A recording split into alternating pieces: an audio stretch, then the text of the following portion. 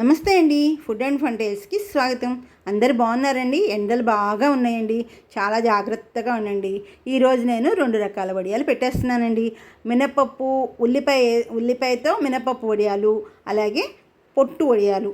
పొట్టు కూడా వేస్ట్ చేయకుండా పొట్టు వడియాలు కూడా పెట్టేశానండి.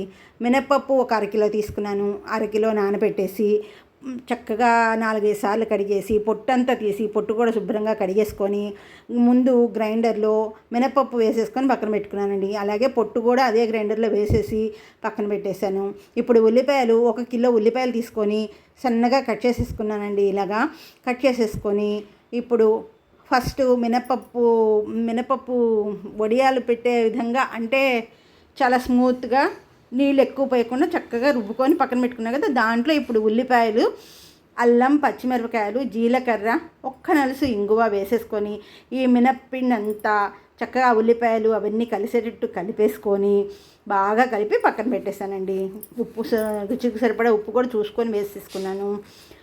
ఇప్పుడు ఆ పొట్టు పిండి కూడా దాంట్లో కూడా కొంచెం మినప్పిండి కలిపానండి.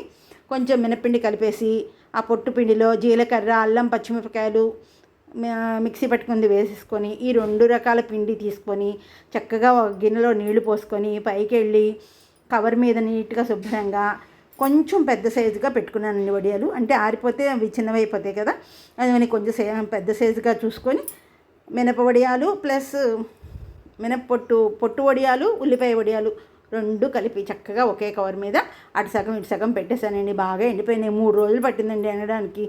అవి ఎండిపోయిన తర్వాత వేడి నూనెలో వేయించుకొని తింటే ఉన్నాయండి, చాలా బాగున్నాయి. అదే సాంబార్లోకి, పప్పుచారులోకి చాలా బాగుంటాయండి. మీరు కూడా పెట్టుకోండి. మా ఛానల్ సబ్స్క్రైబ్ చేసుకోండి.